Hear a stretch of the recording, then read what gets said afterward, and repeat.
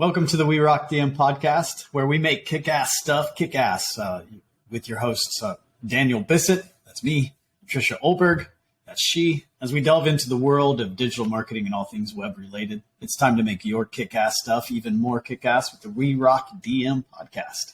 Today, we're meeting with our guest, Brie Stockwell, and the Creative Minds Coach. Welcome, Brie. We're so glad to have you here. Thanks for having me. Super fun. So this is round two for those that don't know, because our first attempt was a total shambles on my part. My apologies, Brie. Thank you so much for actually coming and doing this again. I hope that we can make this feel like we are not re-cooking the same book. It doesn't matter because I've decided to forget everything that you said the first time. Right on. Perfect. And truthfully, this is what I tell my clients. I'm like, round two is almost always better. So it's going to be awesome. Plus I get to see your faces again. So exactly. Exactly. Well, Brie, one of the first things that I wanted to ask you today, now that you've had a week to kind of think through some of the things we talked about, was did you land on a special persona over this last week that you think you should really target? And to recap, the persona that I was asking you to develop was based around whichever client success story either made you the most money in the last year or gave you the most satisfaction or provided you with the most rewarding feeling. There are a lot of different motivators out there for your business, money typically being like a prime mover, right? But it might not be the one thing that you want to focus on. So it's entirely up to you. But if you are to get more of the same type of client, who is that one client that you want lots and lots more of? Yeah. And you know what's interesting, and Trisha's, the shout out to Trisha last week, because she, I think you really had a good observation. And I think I observed this about myself, which is I am my own best client. Yeah. And actually, in all of the work that I do, I'm always my first client, which I love. I actually always make myself my first client. I'm like, I think my people need this. Let me go do that work on myself and see how that is. So I always am the client that I want to serve. And I love thinking about that. And I want to say it's not like a selfish thing. Like, this is all about me. This is like, I know my own head. I'm inside my own head. And that's really interesting. So because of that, I know that just a little about me, like, I know that I needed the growth that I've done came from making a giant, creative goal for myself. And what I learned through that is how to be more confident, how to do so many different things, and how to work through so many different things in the process. And if I could, I have been thinking about this, because here's what Daniel's getting at is, if you go to my website, it's creativemindscoach.com. And you look on the front page right now, maybe by the time you hear this, it will be different, but it says, what does it say? Turn your dreams into reality or something. And I'm like, okay. Dreams. Yeah. Yes. Creative dreams. And the reason I have that on there is because I haven't figured out how to say all of this stuff.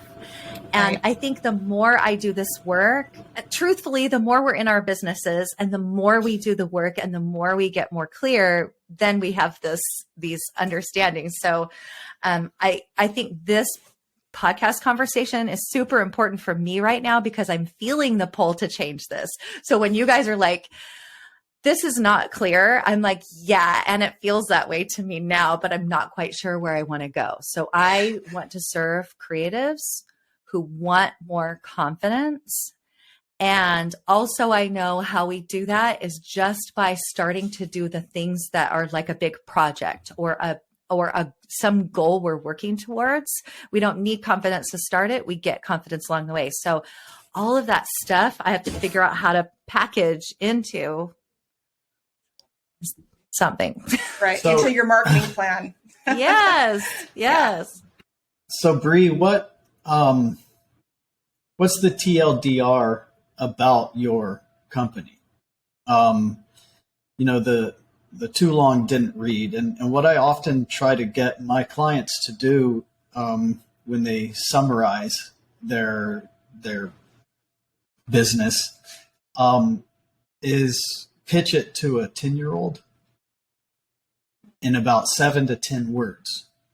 That's easy, right? Yeah. No, that is No, really it's not. hard. It is So really hard. let's Really imagine, hard. Yeah. Let's imagine you're speaking to a 10-year-old right now. Oh, wait. It's like yeah. that game. My daughter gave this to me for Christmas. It's called Poetry for Neanderthals. You have to Yes. say short words. Yes. With Single syllable words. Yeah. Yes. It's just like this. So I imagine that you're 10 or Yeah. Uh-huh. that you're the 10-year-old? Okay. I'm the 10-year-old. Bearded 10. Okay. All right. So, but I can say multi-syllable words here. Okay. So You can. Yeah. So for anyone who's doing this, if you play along, this is actually kind of a fun game. So let's see. If I was telling you about my business, because I want to tell you this whole story right now, Daniel. I was like ready to launch into my whole story, right? But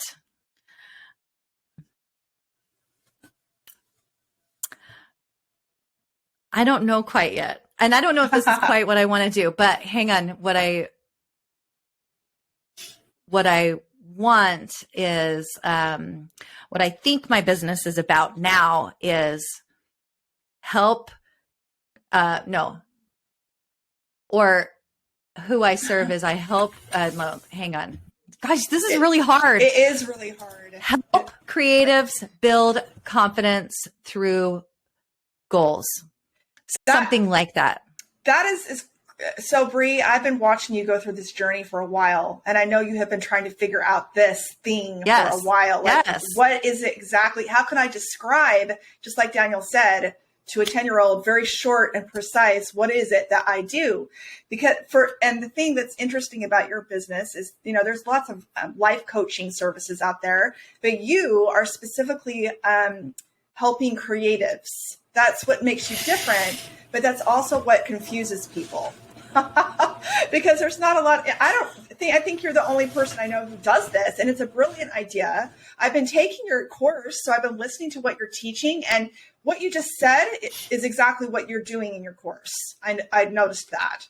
So now you take that message, but refine it a little bit. And going back to your call to action on your homepage, that's what's a little bit confusing about that huge call to action you have. Turn your creative dreams into reality. That can be a lot of different things. Right. Because a creative work on that. Yeah, because a creative dream could be a really big goal that you have, like a giant one, like I set, right? So if you go to my website, you can find all that, right? But also, like, how do you do that? I help you do that, but I want to get more specific on how I help you do that or what you might need to do that, right? So, yeah, and I am finding it difficult to navigate this. It's not like I said, I'm going to become a veterinarian. Everyone knows what that person does. Right. But when you have this space where, like, I'm a photographer and a creative, I've done all kinds of that. And, I have this story that then connects me with my business.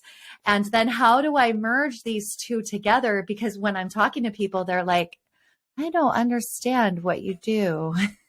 Yeah. And so it makes the marketing even more interesting because I have to really get really clear, on how I talk to people. So that line on your website that we're talking about, the turn your creative dreams into reality. Something I like about that is there's an action in that line.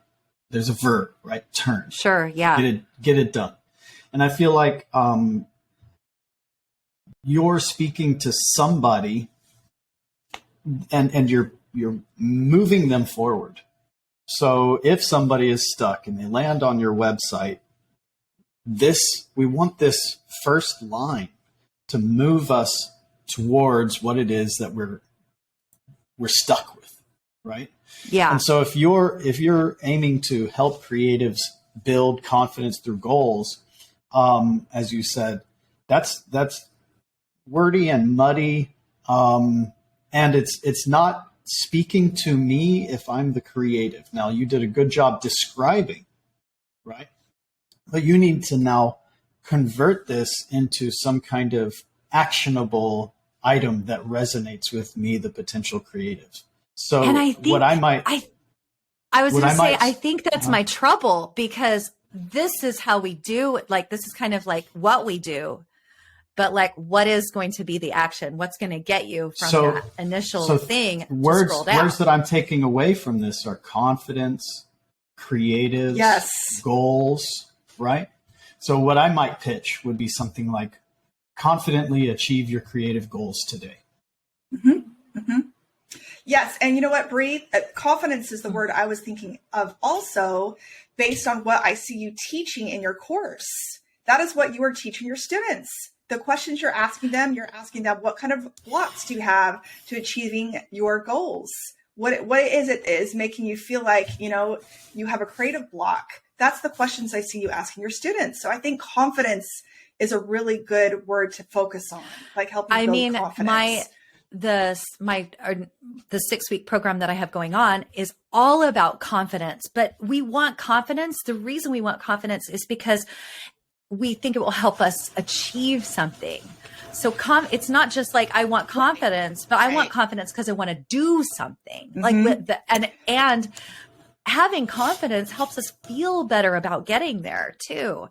So, and there's we could go down the rabbit holes of all the different reasons and all of the things, but like there are things that we are passionate about as creatives, and we want to do those things. And what is standing in our way? Mm-hmm. I do think it's important to what you said, that there needs to also be a goal attached to that, because to be honest, that is what's going to get people paying for your course. Right? Yeah. They have a goal they want to achieve, and they're going to hire you to help them achieve that goal. And it's a goal that they're unable to work through themselves. That's why they're looking for your service. So that's the marketing perspective. Yes. And this is why people are taking my workshop right now, because they have something they want to do and they feel that they lack the confidence to do it. Yeah. So for sure. I mean, we could just do a whole podcast on this, But going back to the persona question that I asked at the very beginning of this was, who is this persona? And so now if we've got this actionable items, the takeaway, achieve your creative objectives with confidence today, or confidently achieve your creative objectives today, something in that realm. Now, you said that as far as you can tell, you're your own best client because you do all the work on yourself as well. Would something like that resonate with you, or would it miss? And taking this, that's part one. The second part is building out your persona from a demographic perspective. Do you fit the demographic, gender, age, family income, number of children, location, be it in the United States or a specific state or place within the United States? Do you fit all of those, or do you only fit like 3 of them based on how many, the different people that you've been bringing into your course of late? Well, I've coached older single women. I'm just saying, like, who's come to me. Women my age, also men that are younger than me, that want to grow, that have, that have some sort of block. I mean, Trisha, you see who's in my class. It's kind of, I have people. Yeah. And I mean, this is I have worldwide clients. Mm-hmm. So they're from everywhere. Yeah. Right now it's because I'm a landscape photographer. And so the pool of it's mostly landscape photographers, but I do have a writer in my class. So this is for all, this is for all kinds of people that are putting their work out into the world for people to see, that we're creating something that's not mm-hmm. always,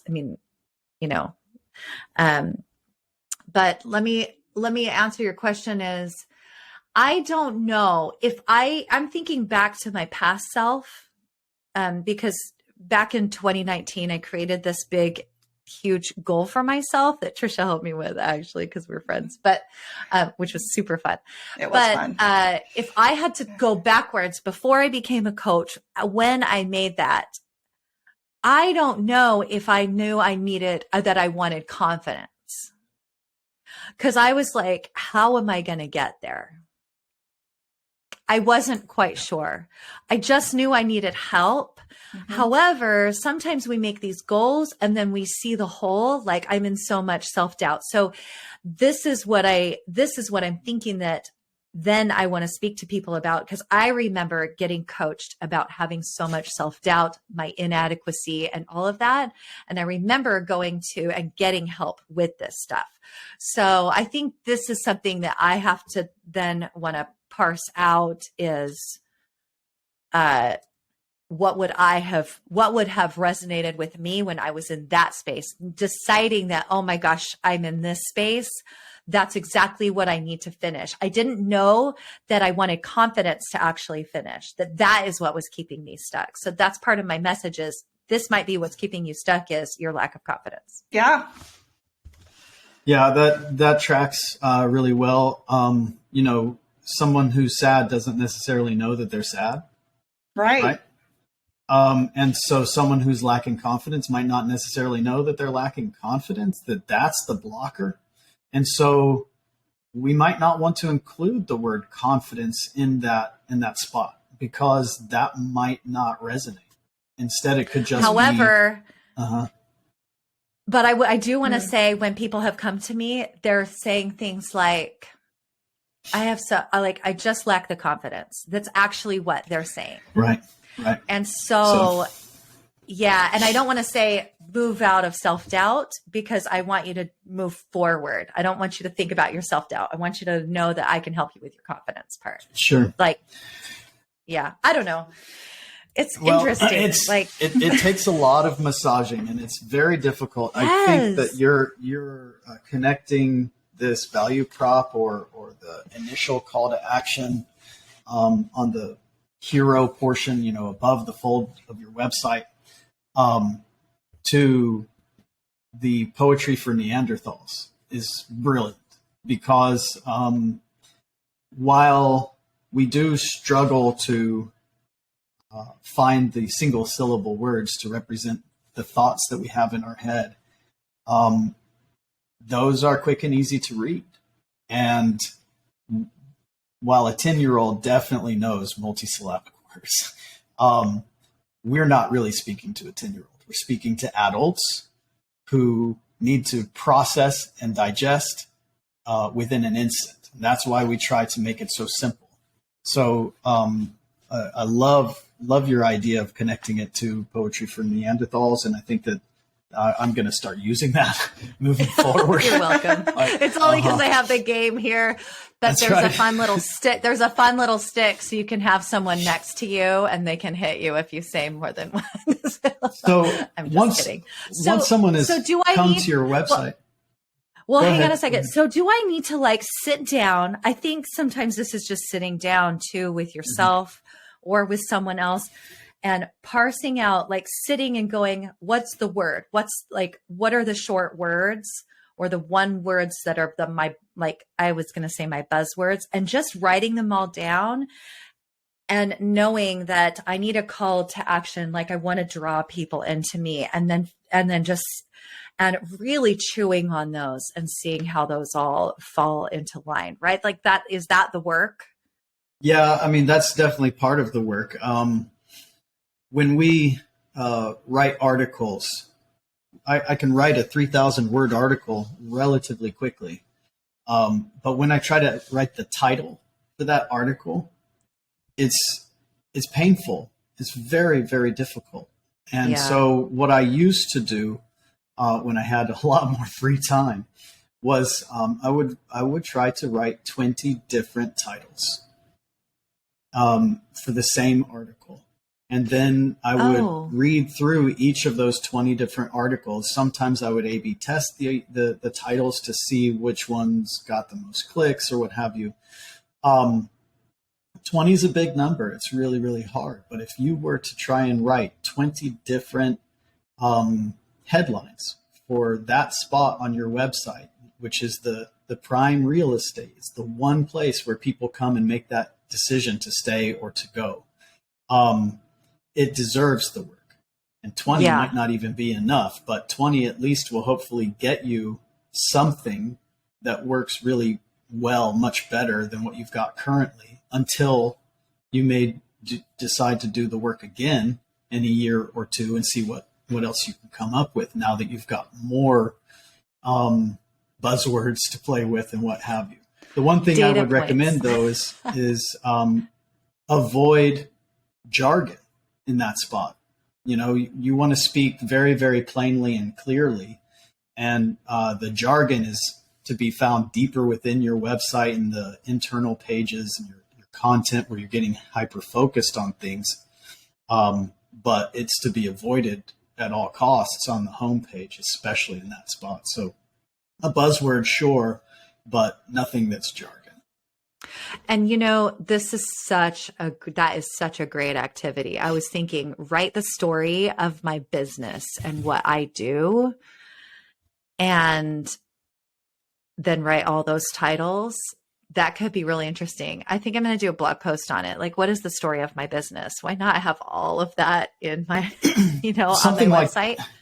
Yeah. And something like this, if you go to your Instagram feed, which is just Creative Minds Coach, right? For anyone who's listening, you'll see that you've got some great quotes, some inspirational quotes and what have you. You've also got some ideas for things for people to do. And then there's you talking to the camera, just giving little tips and tricks. And I would argue that whenever you're speaking to the camera, you probably have a lot more traction, a lot more viewers, a lot more engagement, because people aren't just listening to your words, they're reacting to you, your facial features, your facial expressions, the warmth that you give off. And so any story about you and where you came from on your website is going to yield so many more results, because these people that are coming to you who lack confidence probably, and I don't know nothing about nothing, but I would guess that many of them lack trust in others, right? Yes. It's like, who do I trust? Who do I know? And so if they don't really know you and they don't know your story, then you're just another business slinging some, snake oil. Whereas if they know your story, they now have this connection with you, and they've started building a relationship with Brie Stockwell. And to you, you don't know nothing about them, but they know who you are, and they start building that trust. And the more that they communicate with you, even through just reading and accessing your story and your blog and your feed, the more and more trust and safe comfort they'll start to feel in you, and they will eventually, if you're selling what they need, they'll come to you for that service rather than anyone else, because they know you. You're a friend.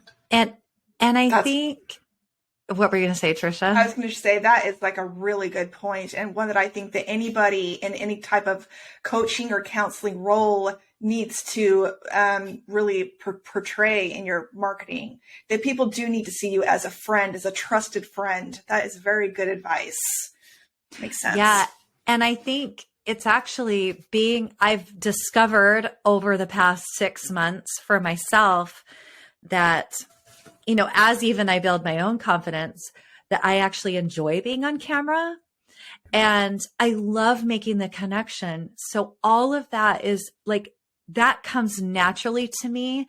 What happens there's stuff that happens in my head. I'm like, maybe people don't want to hear that. Right. So there is stuff, you know, like I am doing all of this work on my own self because there is stuff that blocks us from whatever we're going to do. So yeah, I love it's not even just about selling. It's about, I love making the connection. So how can I even like do more of that, because that will connect me to others and I love it. Well, this is why this is the perfect job for you, because it's something that is, right? It's something that you wanted for yourself and you're learning through having the business, and it's, you know, you're helping others through your work. So yeah, let's start spreading that message. Yeah. It is important to know when you're doing something that you really love and you're passionate about, you know, figuring out what you're good at and what resonates with you personally and all of that, you know, all of those things. Yeah. So super great. I'm going to do that. I'm going to write my story. That's a great idea. And talk more. You're right, Daniel. Well, I do want to talk to people more. Something I typically start the digital marketing boot camp that we teach with is the statement that digital marketing isn't about marketing, selling things. It's about building relationships. Yeah. And if you can build a successful relationship, then if somebody determines that they need a thing that you provide, they're coming to you because they have that relationship with you. The price is hardly a factor in that decision. You might outprice yourself, and there is that conversation for pricing strategy to be had, but ultimately those decisions are moot. If I know that you've got a thing, and your price is your price, but I know and I trust you, then I also trust that the price that you're pitching to me is fair, because you're fair. I've decided that I can trust you. So building that relationship anyway, however you can, will have a knock-on effect of creating more opportunities for you from a business perspective, regardless. So go out there, be vulnerable, as Brene Brown would say, and be your true, authentic self. And if people are attracted to the story that you have to say, then the chances are that they'll come to you for whatever service you're willing to provide them, should they ever require it. Yep. Good advice. And so now, and if not, go ahead. Well, yeah, if they don't need your thing, but they have a friend who needs a thing, then they go, oh, I know somebody. Good so point. They start marketing and advocating for you because they built this, this social relationship that could be completely one-sided. Exactly. But they seem to trust you. Trisha, what were you going to say? I was going to just say, so now thinking about all this, everything we've said, trying to establish who your persona is, what your message should be, how you want to incorporate that in your marketing, your website, I know you have an email newsletter, your blog, your social media activity. How do you do that? That's the trick, right? So you've put some good thought into this. You're thinking about it. Now, how do you execute? So should we take a look at your website and see what we see? Okay. Fine. Let's do that. Let's go take a look at your website. And while you guys do that, I just want to say, doing the website has been a super interesting journey for me, because initially it looked totally different. It did. I remember.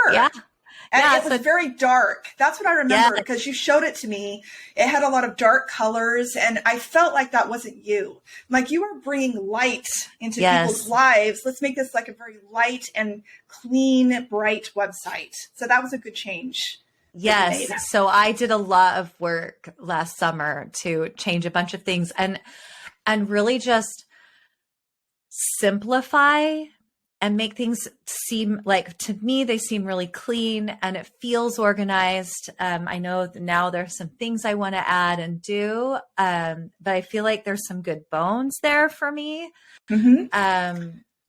But now I think it's time to do this work where I hone in on my messaging, but also all of the back end work, which I think we're going to talk about now, to then help refine it a little bit more. So now that I've done that, this is like, all of this is such good timing for me. Seriously. Good. Well, since we started talking about the design, let's talk about design a little bit more here. So you're incorporating a lot of your photography, which is good because that very much speaks to you.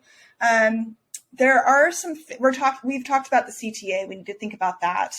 From an organization standpoint, so your top nav is missing a nav item that I feel is very important. And I told you about this at one point, and I think you just didn't do it anyway. I didn't. I was like, no, I'm not going to have that. No. But, part of it is experimenting and seeing, and now I see the need for it. Okay. It's for the listeners, it is a contact nav item. There's no contact page. And it's because you were thinking, I understand, you were thinking you wanted people to try to fill out your work with me form. And then you would contact them. But sometimes people just want to quickly contact you. They don't want to fill out your form. They just want to know how to get a hold of you. Right? Well, so you do need that. I actually had, and part, here's this, I haven't told you this story, but a little side story to that is, when we do these things, and especially me as like, I am a photographer, so I house that on my site, know, and I, have different things going on. I don't have like a ton of different things that I think, but I had someone contact me because they wanted me to present to their camera club. And they contacted someone else and said, hey, do you have Brie's email? Because I can't find it on her website. And they tracked my email down. Look at all the things that they had to do. They had to track my email down and then email me and then ask me. Like, or my friend, I can't remember, or my friend forwarded it to me. So I think I just want to make it easy for people to do that in case there's some interesting opportunities come up that I have no idea are out there. So it's a good thing. Okay. So go ahead. it's interesting that you say they couldn't find your email. They shouldn't. Okay. You should not have your email on file. True. There are Chrome extensions that we can use to pull emails out to try and track them down. But like a form, like some kind of like right. So you need a contact form. Yeah, you need a contact form that's not your e-newsletter subscription, and that's not your come work with me form. It's got it. I have a question to ask you, or I want to tell you something's broken on your website, something that doesn't fit into either of those two boxes. We don't want to put our email address anywhere on the website because of spam bots, right? I think that was what I didn't want to do. And so I wasn't quite sure how to do that. So, okay. You just create a contact form on a dedicated contact page. And if you have, in some cases, some clients of mine have multiple people that they want the visitor, to be able to contact. So we just have different forms, or a selector tool within the form that says, contact me for this, this, this, or this. And then it can get segmented, and filtered into the right inbox accordingly. But you have a contact form that will go to your email. And then when you respond in email, right? But then that's your choice, your decision to make, and your power to withhold. If it's okay. someone, okay. All right. That's so good. That's so good. Yeah. Cause that's what I didn't want to do is have my email address on there for like, out there. So, and that can be a good, anyway, I'm doing multiple things now, inclling helping people with their podcasts. Exactly. So that can be the good contact point, right? So, all right. So some other things about your nav. So when I look at a nav, I feel like it needs to make sense in the order of people want to learn about you. Okay. You have work with me as your first nav item after home page. I don't know, Brie, I almost feel like that should go at the end. You want people to learn about you first. That's just my opinion. Also, something that I think is a little bit confusing, just going back to your message, is so you have a lot of things about you here. Work with me about your blog, your podcast portfolio. So you should have your portfolio on there. But then sometimes I think people might think this is your artist website. Does that make sense? I kind of wonder if you should create a different, maybe that should be a sub nav somewhere. Maybe you have a nav item. Yeah, I feel like your portfolio needs to be off the website. Yeah. It needs to be somewhere else. Yeah. You need to have your own website for your photography. I agree. It confuses What's interesting your message. though is I do have people, like I know photographers, and they will come to my website to look at my portfolio, and then they will be like, what else does she do? Okay. So I have people come to my website. If I put them off, if I put them on another page, it dead ends there. Mm-hmm. And so because I'm trying to, I wanted my website to be a one-stop everything. Okay. So that if people come and look at my portfolio, they're like, I have like prints, like I do sell prints, but that's in a sub nav underneath my portfolio, right? So it's not like my main thing. But I mean, I guess there's a lot of arguments, but I do have people coming to my site to look at my portfolio. But could you just link off to your portfolio?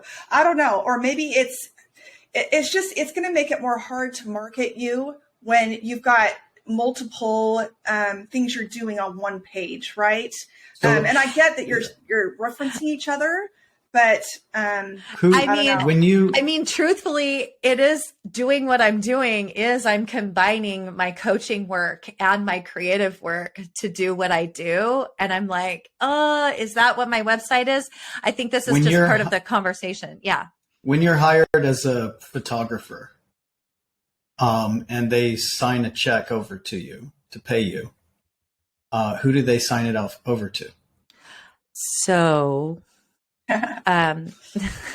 Trisha knows. Do you know the answer to this, Trisha? I think so. This is what I'm navigating right now, because in the past, my photography started as like a serious hobby. That's why I have like the only money I've made on my photography has been through prints or someone contact me to speak, and that's it. Like that's not a thing on my website. But now I'm going to be running photography workshops. So now I have to figure out where that goes, like, because I want people to see the page for it, so now I have to figure out where all those things go. So could it just be under photography or? Yeah, so I don't know. It's kind of, it's something that we often call a silo. Okay. Mm-hmm. When you think of maybe some of the best providers of digital marketing tools and content and all the things, is a company called HubSpot. And when you go to HubSpot, they do a lot. They have their own software as a service, which is their customer relationship management tool. Phenomenal tool, very expensive, but a phenomenal tool in and of its own right. But they also have lots of other offerings. So they create a silo. If you're here to learn about the tool, you're going to go to this space. But if you're here to get free marketing advice, you're going to end up on their blog and the blog for marketing. If you want to go into advice for sales, you're going to end up on their blog, but their blog for sales. And it's a totally separate silo. And while you can navigate from one to the other, you're in different places, and it feels a little bit different. So that doesn't translate perfectly over to here. But when you are doing your taxes and you've got prints that you sold, are they going under the LLC of Creative Minds Coach, or are they going under NDA? I mean, excuse me, your Social Security, doing business as a DBA, another right? DBA. No, it's just all going into my Creative Minds Coach. So maybe then you're building your brand and it's a lot bigger, but that muddies the water of what is the Creative Minds Coach. Mm-hmm. And it gets really confusing. Are you a photographer? That's an awkward name for a photographer. Right. Are you a consultant? Are you a speaker?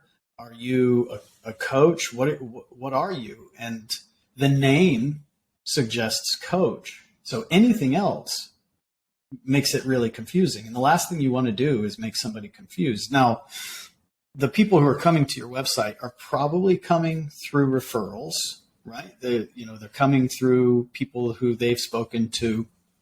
I haven't done a Google search to find out where you land recently, but I don't imagine that you land on the first page. No offense, right? So they're not coming through search. They're coming through referral, which means that they're coming to do an informative background check, basically. Are you as legit as the person suggests you are? And so it's okay to see these different things, but as your business grows and scales and they start coming in through search, there are going to be a lot more questions. And so maybe what you need to do is silo things. You need your portfolio. Yes, you want people to find it from here, but it's a separate thing. And so it needs to go into a separate subdomain, even just portfolio.creative minds coach, but then we're still under that name. And so it muddies the water and gets really confusing. So I'm curious, and I think this might be directed towards Trisha. Would I just have on my nav something that says photography or I don't know. And here's the thing is, you guys, I'm talking to everybody who's out there listening, is our businesses grow and change and evolve over time. Absolutely. And this, when we were setting up my website, this was not really a thing. Like, I wanted a little piece for my portfolio, but a lot of this stuff was not a thing yet. And so figuring out where it all lands is then, as you move forward, is the work. So now I'm like, well, maybe do I need to have Brie Stockwell Photography on a whole separate URL? And then when you click on my portfolio, it goes there. And then I do have to manage 2 websites. I don't know. Okay, so these are good questions, and you're right. Like, as your business grows and you start adding things, I have the same problem with my website. I do a lot of different things. So here's what I see you doing. And first of all, Brie, this is when I look at your homepage, everything you have on here is advertising your coaching business. I have a client who also does a lot of different things. She's an author. She teaches a course up at UT. She has art. She's an artist, and we have the same kind of challenge with her. How do we put all these things on one website? Her homepage looks different than yours. On her homepage, we have different buckets that talk about what all the different things she does. Right? Your homepage, you are advertising your consulting business. That is the primary function of your website.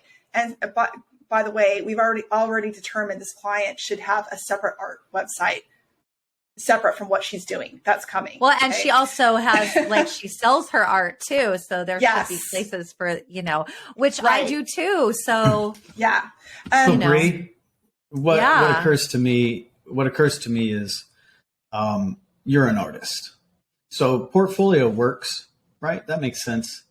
But it's Brie's art. It's not the portfolio of Creative Dreams. Right. That to me would be case studies. That would be case studies. Makes sense. That makes sense. So under about, I would have our story or my story.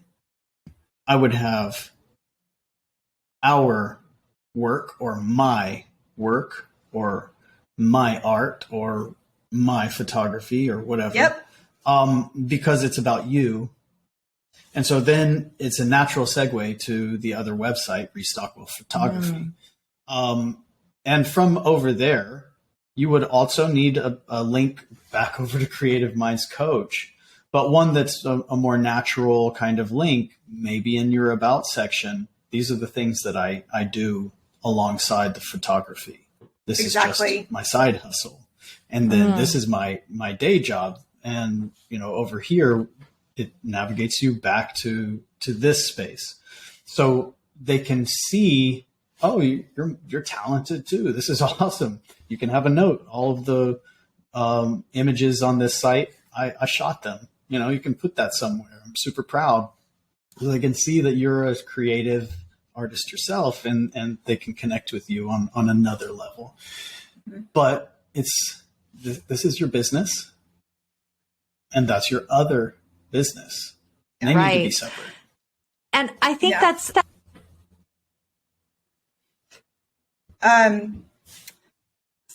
So another thing. She's just dropped off. Yeah. Say that again. You just dropped out. Am I back? Yes, you're back. Okay, hang on. Just do a pause real quick. Okay, pause real quick. If I had to guess, there's quite a few people listening to this that have these different buckets, because if we're talking about like not a giant business, but even like if we're like, these entrepreneurs that like to do all kinds of different things, like you, Trisha, both of you do different things. Yeah. How do you merge that and make it make sense on your website so people don't get confused? So that all of that about my photography and all of that is it's a really good point. Yeah. And I agree with Daniel, what he said. That's exactly what I would do. I would put it under your About as a side, and Brie's portfolio, don't have it be about the coaching, because everything else says coaching. Everything else says coaching except that item. But your coaching portfolio is missing. I want to know who you've worked with. I want to know your success cases. I want to know, it would be great and a great opportunity for your clients as well, potentially, as a backlink. Here's who I helped, and here's a link to their stuff. Here's who I helped, and here's a link to their stuff. And you're just building this network and these case studies simultaneously. And it's multi-beneficial, because if you're linking to their website, then it's an opportunity for more people to find them as well. Not all of your clients obviously will have a website. Not all of them will want you to link to them yet. Maybe they're still struggling with confidence, but the minute they have busted through that confidence blocker and they're ready to put themselves out there, wouldn't it be great if the coach was celebrating with them by turning them into a case study and showing them off? Yeah, that's a great point. And that's what we do on our last week. All right. Celebrate. By the way, week 6 in my workshop is celebrate.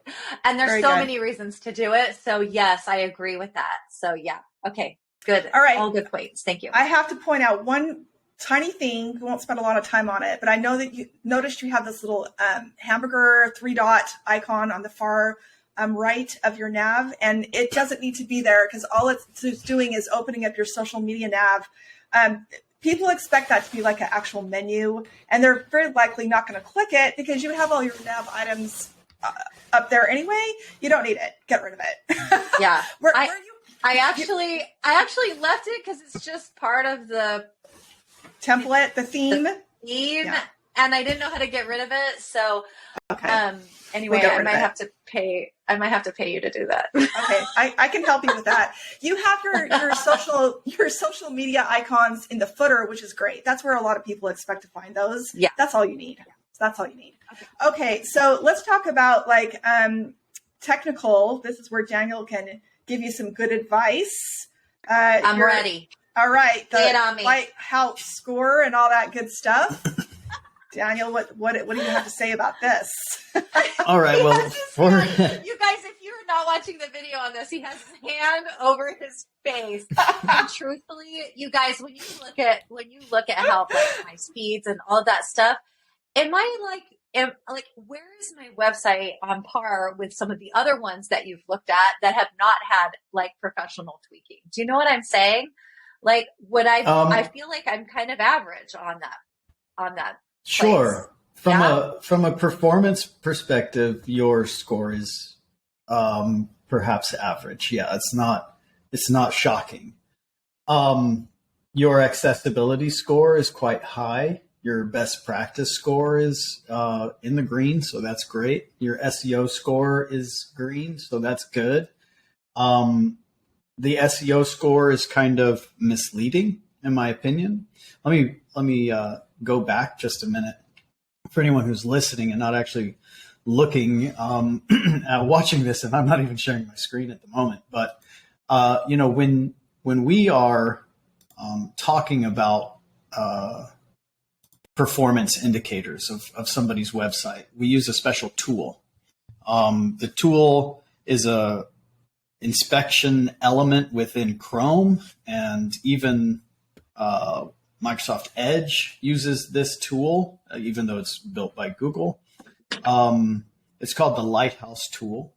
So what you need to do in order to access the Lighthouse tool is you open an incognito browser in Chrome. You go navigate to the website, you right mouse click on the website, and then you select inspect down at the bottom of your choices. This pulls up the inspector tool. This is easy. Because I did this on my own and I'm not a technical person. So with the inspector tool open, the inspector tool section has its own navigation items, and they read something like elements, console, sources, network, performance, memory. One of those is Lighthouse, the Lighthouse tool. So you select the Lighthouse tool, and then you just click Analyze Page Load, and this will perform an emulated experience on the website, getting it to load, and it pulls out these CWV, the Core Web Vitals. And these are basically statistics on things that are done well and things that are not done so well. There are 4 categories: performance, accessibility, best practices, and SEO. As I was saying a moment ago, the SEO is kind of misleading. It should never really be anything less than 100. Anything green is supposed to be good, but even if you have 100, that doesn't mean that anyone is ever going to find you on Google.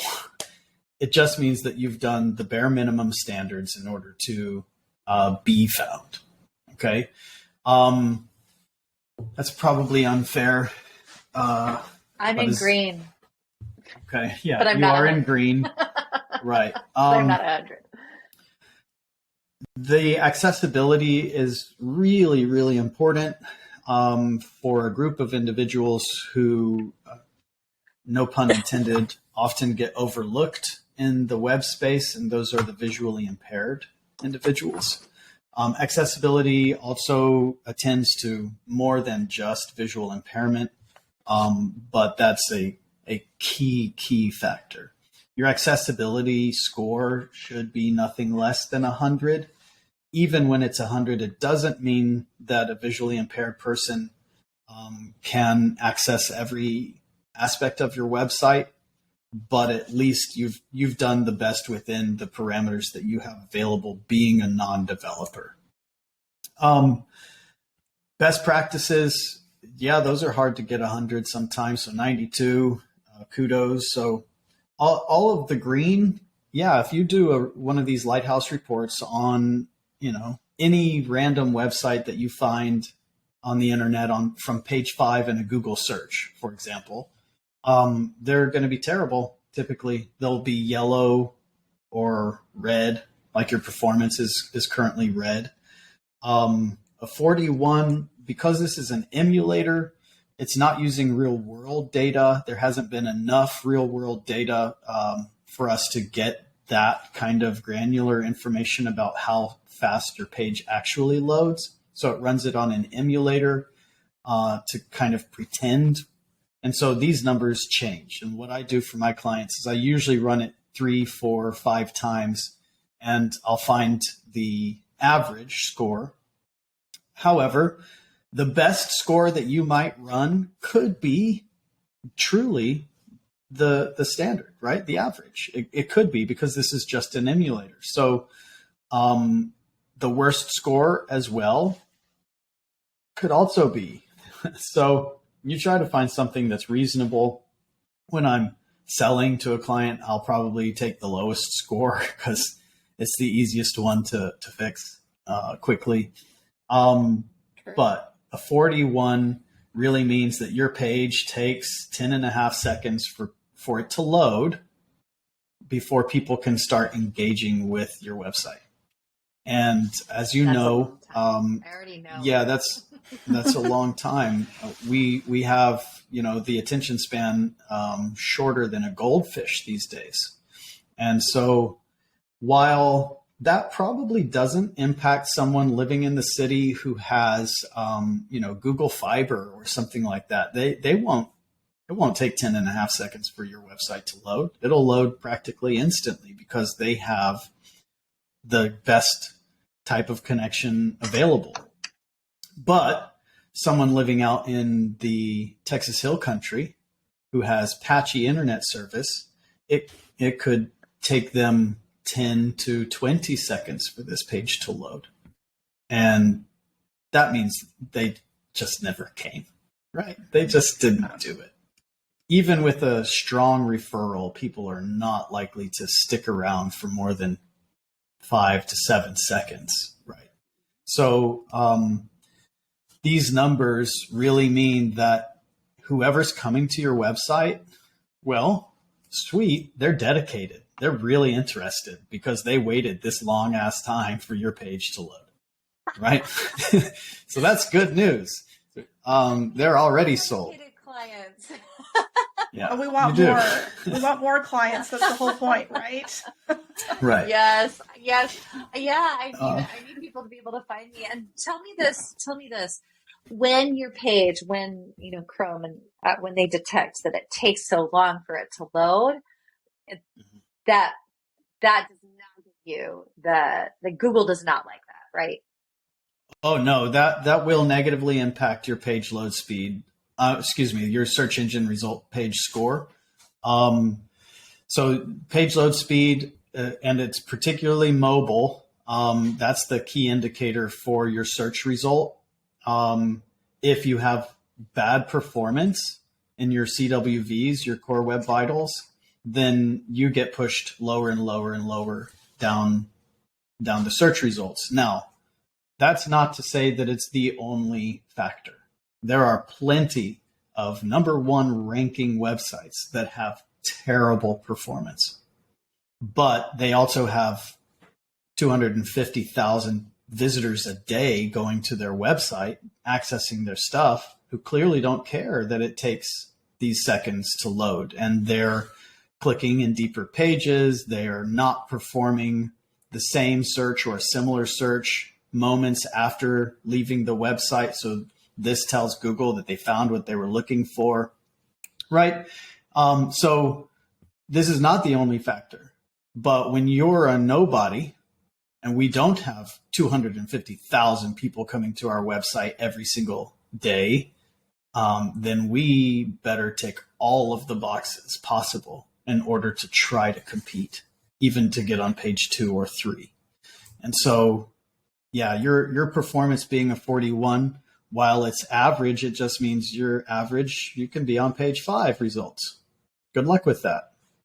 If you want to be on page 5. Yeah, well, again, you have that conversation about statistics. None of us do, Brie, unless we are really, really searching for something that's not there. Yep. 85% of us click top 1, 2, and 3. Yep. And 12% of us will go below that. maybe 1 to 2% will go to page 2 or 3. Yep. You know, and when we get to page 2, we don't scroll down. We go to the top of page 2, right? Yep. We didn't find it there. Screw it. Yep. Going somewhere else. I'm asking the wrong question. So you really don't exist on the internet right now. From a search perspective. In Google's eyes. Well, Google is, that's where people are going to find you. They are the eyes. They are the eyes. I know it. They are. I know. Well, okay. We so can have that conversation. That's not true. That's not true. TikTok. People are going to TikTok, doing searches on TikTok to find things. And it is replacing. A lot to YouTube now. YouTube's super growing. Yeah, they are. YouTube is growing because they've added shorts and they're trying to compete with TikTok as well.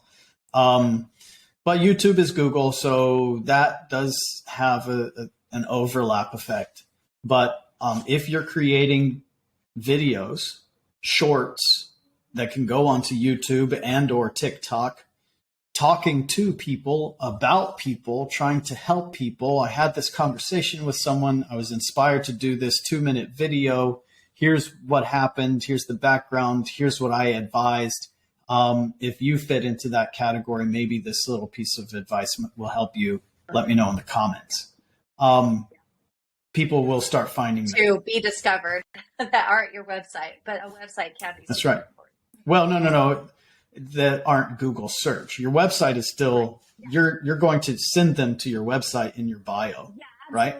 The Google search versus other searches. Like if someone comes to my social media, like Instagram, they're interested. They see what, they see what they think I offer, and then they can go and click. Right. So speaking of Instagram,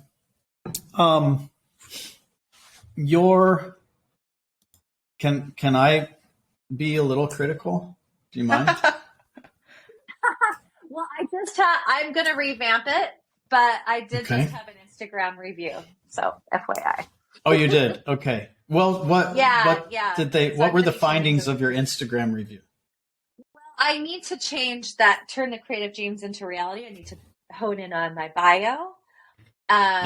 And I think overall, I just want to be talking more often, do more videos, have more quotes from me, and more of this. Like I think I posted recently, not a client success story, but like a testimonial. I like those.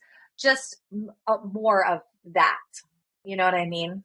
So I do know what you mean. I would say that lifestyle is really, really important. So while it is important for you to talk about things and help people, I also think that it would be fun to see you out being creative, just doing your thing.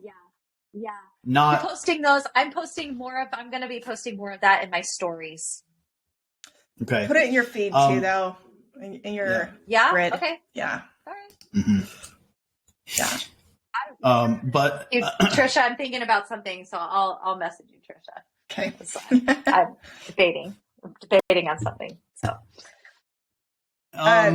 So your website, the very quick and dirty it's too slow.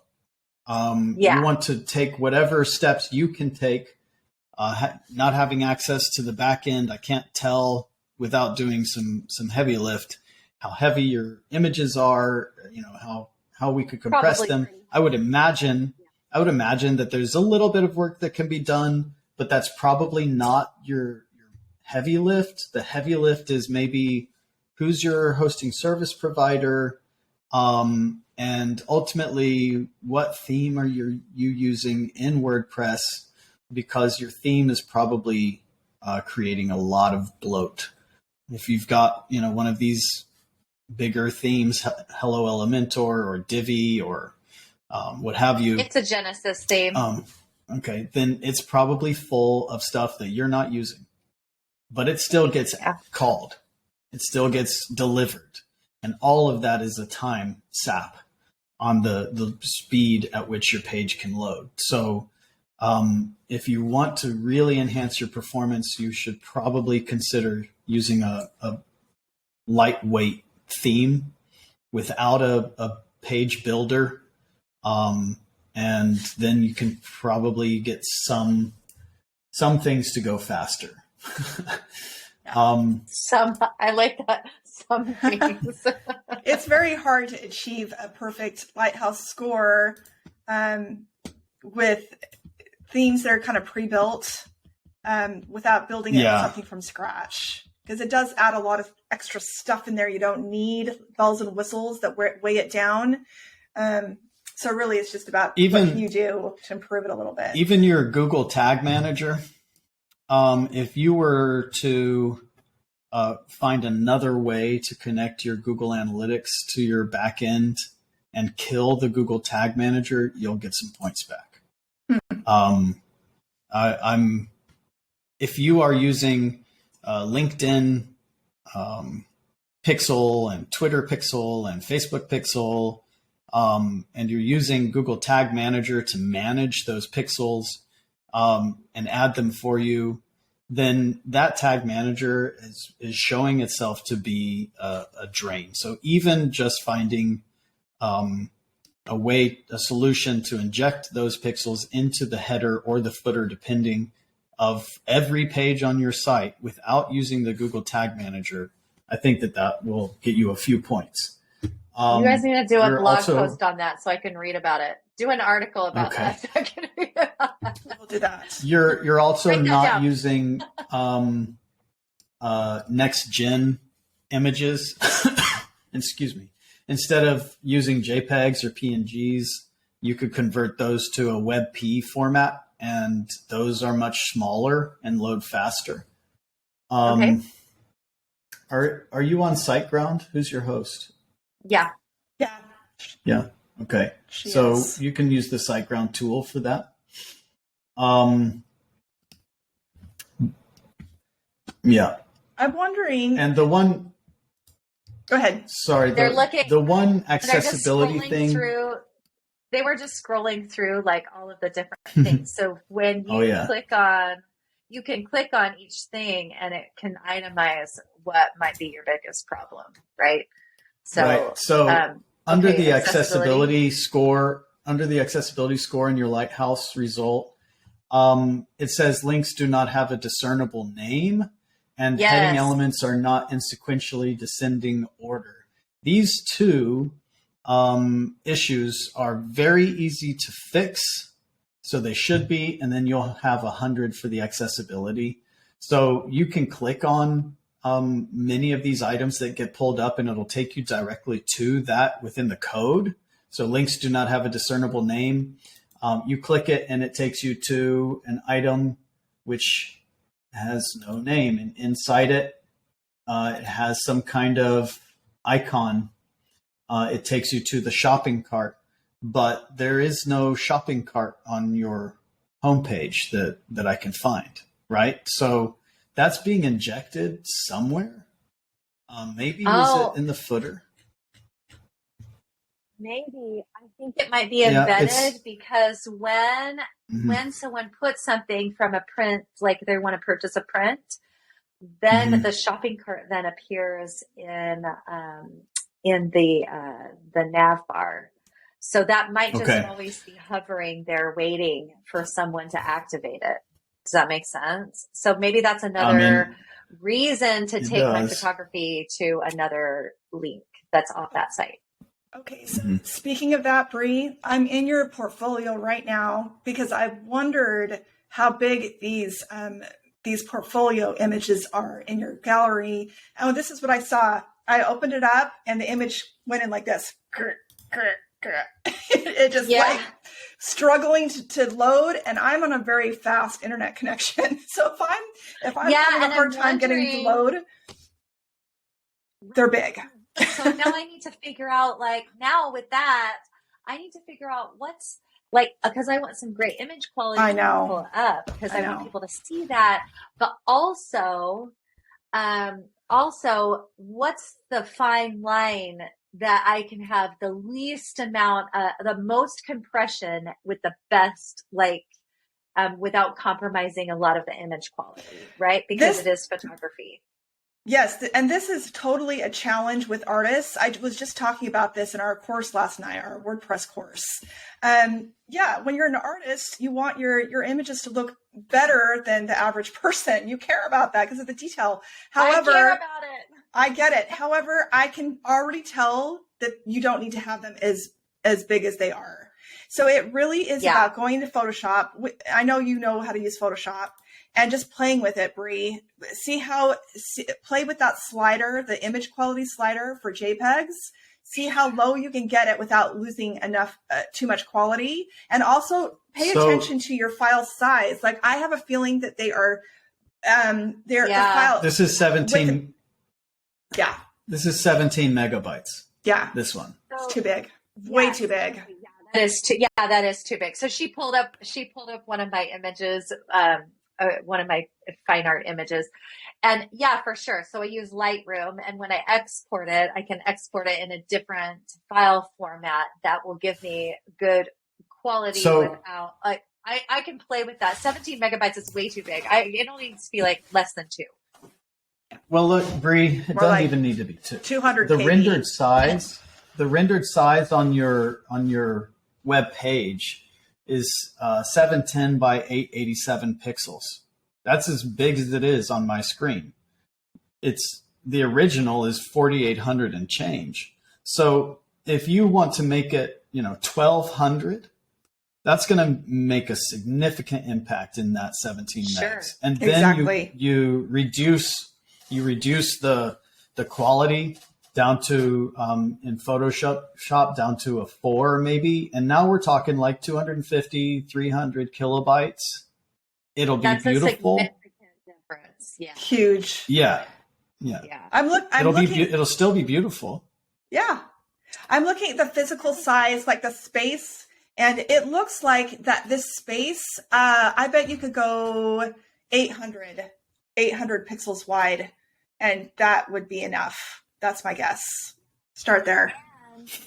And I have, anyone who's an artist also has artist friends, and you can reach out to, I have a friend who does this, he sells a lot of prints. And so I'm literally just going to reach out to him and say, what size do you put on your website? What size images? So what's another thing, Brie, the longest pixel per whatever. So what's to stop me from, just downloading this and printing it myself and framing it? Yeah, you pretty much are. I've got 17 megabit. I've got the perfect. I don't need to pay anything to anybody. I've got it right here. I just download it. Absolutely, that's a problem. I'm giving you some work because this is not something that you can do. You need to watermark it, so that people can't do that. Even if you don't compress it, even if you don't change it, you need to watermark it, because otherwise people are just going to steal your work. Actually, I want to argue with you just for a minute, Daniel, because I've talked to a lot of photographers and they all say it doesn't matter, because if you are going to steal something, you already know how to do Photoshop. You can bring it into Photoshop and you can edit out the watermark. It's easy. It's super easy. I know how to steal it because I just right mouse click and save as. I mean, we're pretty sure. Just saying, if there's a watermark on it, it's super easy to edit that out. To pull it out. But Brie, what he's saying is you've got print quality. That's the difference. Yes, anybody can steal your JPEG, like your low res JPEG. They can't go and print that and make a print. You've got the print quality. That's the biggest difference. That's the problem. That's what he's saying. Yeah. And for sure. Oh yeah, I agree. Yeah. Oh my goodness. That's what you don't want to do. I didn't even realize that. I was like, so here's the thing is, I was like, how can I give my viewers a really great experience? Because part of this website process is, how do you give the people who come to your website a great experience, right? Mm-hmm. Because we are talking about user experience, but I was giving them a lot more than what I wanted.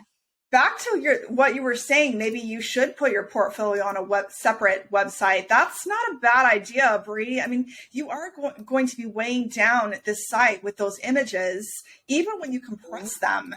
So maybe you do have it on a separate URL that you're just linking to, because the goal is to get your coaching website to the top of the search, right? So that's just one way to kind of lessen the load. So that you might want to revisit that idea. It's not a bad idea. Right. And then it just hyperlinks, or there's like many. I guess I need to figure out how that looks. So that's going to take some thoughtful consideration on my part, is how do I want that to look, and what do I want that user experience to look like? And also, speaking real quickly about user experience, I've got one last thing I want to add, and I know we talked about it in the last recording that didn't work, so I want to mention it here for you again to drive it home, but also for anybody who might listen to this later. You have, when we access your website on the very first time, you have a pop-up notification that happens straight away. Oh yeah. And it's a terrible user experience. I would question whether anyone has ever done the action, whatever it was, because I didn't even read it to find out what you were asking me to do. I would question whether anyone has ever done the action that you're asking them to do in that pop-up. I think once. Yeah, people don't. People. Yeah, that used to be a thing. Everybody with a newsletter thought, oh, if I stick this in people's faces, I'll get lots of signups. But really what people are discovering is no, actually people get really annoyed and they're like, I'm out of here. Ad agencies do not even do this anymore. No, it's become kind of a faux pas. Google penalizes websites now. If you have something that happens on load, it'll be a penalty. If it happens when somebody moves their mouse towards the close tab screen or the close window screen, then it won't be a penalty. But still you need to check your data and find out how long you've been using it, how many people have bounced, and what your strategy really is, and whether the tactics you're using to implement that strategy are working for you or not. I would say this tactic is not. However, the paid feature of that same pop-up window, whereby you can trigger it on moving to close, that might, especially because who's going to sign up for a newsletter before they know who you are, right? If that's the action, they need to know who you are before they care what you have to say, much less want more of it to land in their inbox and fill their inbox with undesirables, right? Yeah. So give them an opportunity to access your website, navigate to different pages, and then maybe when they go to close, you can throw in the pop-up. So I'll turn that off today, and that'll help give me a little Google juice. And that will also speed up your page performance. Yes. You have your newsletter subscription on every page. I'm looking on it. Every page. I mean, it's going to get seen. So you don't. Yeah, I do. You won't. I do, and on purpose, I've done that because it's easy. It's easy to add in, and it's No, I get it. And I mean, it's not on every single page, but yeah. Email marketing would be really an effective marketing tool for you. It's great that you're doing that. So I think that's great that you have it on every page like that. Okay, so one last thing that we could suggest as far as getting your website up to the top of a search, right? That's a goal, is make sure that you are planting really strategic keywords in your content everywhere. Yes. I don't know if you've ever done a keyword word search before, but you want to plant words that people might go to Google and type in and your website is going to pull up because of those words, and it may not be obvious. So I can go, if I'm right, I can go to my Google Analytics on my for my page, and I can see how people are clicking on my site versus the searches that they do, the keywords. Correct? I mean, there's multiple ways to do this, right? So Daniel's I know that. There are multiple ways. One now? Yeah, there's multiple ways to do this. I'm not going to your data because I don't have your data. I'm going to Google, and then I'm using a tool called Uber Suggest. Okay, it's a Chrome tool, a Chrome extension tool. And so I've gone to Google with a search, and Uber Suggest takes my search and then tries to pull out the data of other searches that have been similar in nature to show me the volume of searches over the last month. If somebody's running an ad on that keyword phrase, how much average are they paying per click? And the competition, like if there's a lot of competition that's out there on that same keyword strategy or not. It's the free tool. There are better tools. SEMrush, for example, is a much, much better tool. But if you are on a limited budget, then you can just do a Google search, run Uber Suggest, and see what it has to say. And really what I would recommend is instead of looking at related searches, I would look at the questions, and that's a paid feature. So another place to go is Answer the Public. AnswerThePublic.com. This tool. Good. You're going to put these in the notes, right? So we can click on them, right? I will. Now, AnswerThePublic.com was recently bought by the same person who owns Uber Suggest. So he is going hardcore after making a bit of a monopoly in this space, which I'm not a fan of. I'm not a fan of him either, but these tools are helpful and useful. So it is what it is. But for example, overcome creative block, right? We can go to Answer the Public and we can type in overcome creative block, and we can check in the US, and we want to see what kinds of questions people are asking in and around this keyword phrase. Now, there's a brand new tool called Chat GPT rather, by OpenAI. And we can take that very same question, what questions are being asked, and ask it. So what questions, it's not even opening, there we go. What questions are people searching for answers to, revolving around, quote, overcome creative block. Yeah. And then it will check on the data that it has from up through 2021, and it'll come up with these different questions. You could give it a number. What are the top 10, top 20, whatever. Now we've got lots of different questions that we can build blogs around, video logs, vlogs. We can do little shorts. We could use these as inspiration for a TikTok, for anything, right? So how can I break through a creative block and come up with new ideas? Well, that's a great question. And here's what I have to say about that. It took you seconds to come up with this list of questions that people are asking. And then you're the authority an authority in the industry. Just answer it. It is awesome. Okay. It's a very awesome tool. It's very, very helpful. Awesome. Can you put that in the notes so I don't have to write it down right now? Yeah. I'm doing that right now. This is a very good way to make sure you've got the right kind of content on your website, right? Yeah, because it's important to know.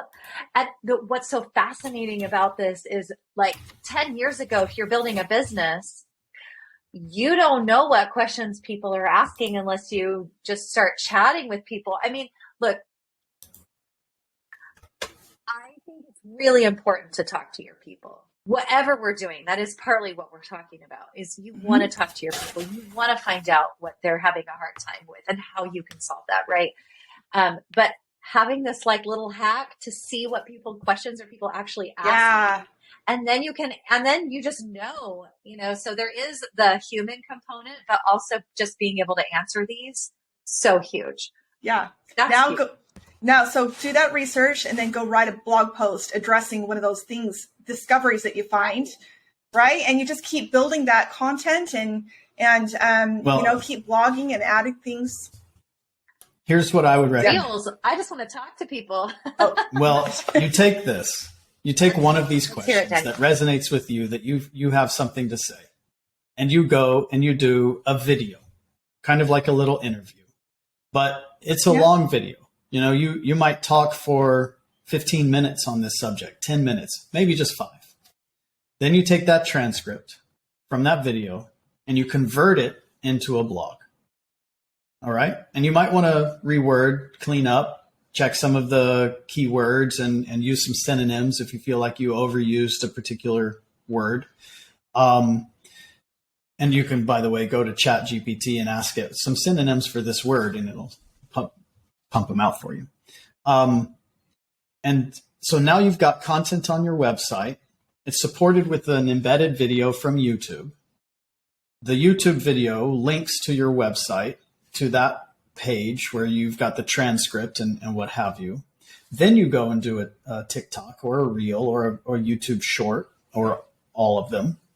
And you do a 1-minute TLDR or 45-second TLDR. And you say, to learn more about it and hear what else I have to say, follow the link in my bio.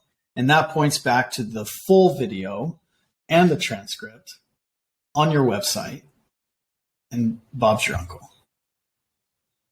In digital marketing, the digital marketing world, we call this creating link juice. Link juice. Just everything connecting like that and building it up, right? And helps to push your website up to the top.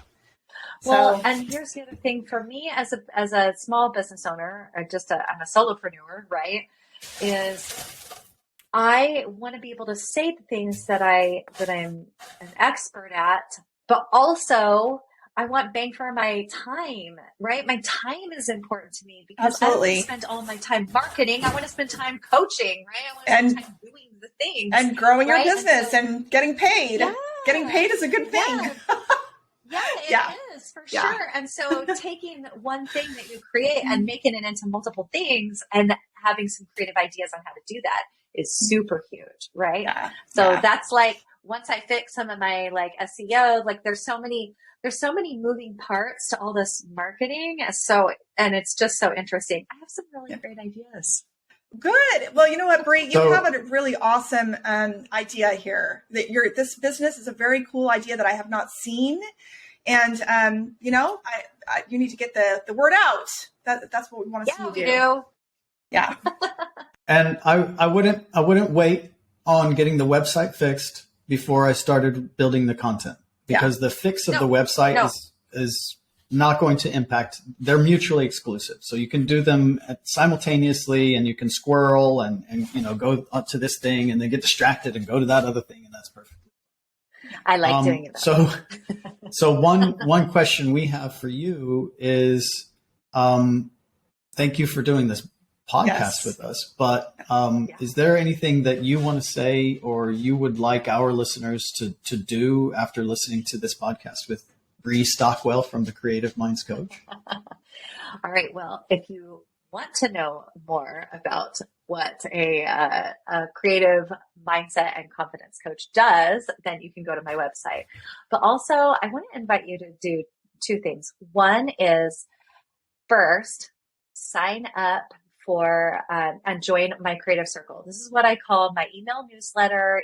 I call it my creative circle because I want everyone to come and join me and talk about, creativity and all the things, but especially because I do every Monday, I do a newsletter called Monday Motivation, and I talk about all things that will help you get motivated to do your week. So, and I have really loved doing this. This has been one of my favorite things. And it was actually spurred by a colleague who I said, what do you have the most problems with? He's like, I want to be motivated. I'm like, we can do that.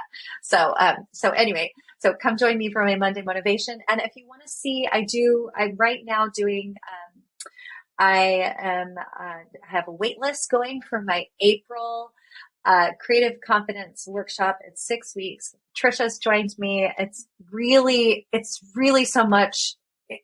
It's amazing. I love it every single time I do it. And just to go to my website and find out more, it really is huge for anyone that's in the creative space on how you can build confidence. You can make all the things that you do easier with more confidence. And that is what I love. So come join us. Yes. Yes. Thank you, Brie. I have really been enjoying your course, by the way. You've been teaching me some things. Yeah. Speaking of enjoying, I really enjoyed this podcast. I just want to say, I think this course is so much more than just building confidence. There's so much more wrapped up in how, like, understanding our minds and how we work. And there's just so much to learn in the world. Absolutely. And thanks for having me, Daniel and Trisha. Well, thank you for joining us again and taking the time away from your family and everything again. It was really, Take two. Much appreciated. Yeah. All right. Bye, Brie. Bye. Thanks, guys.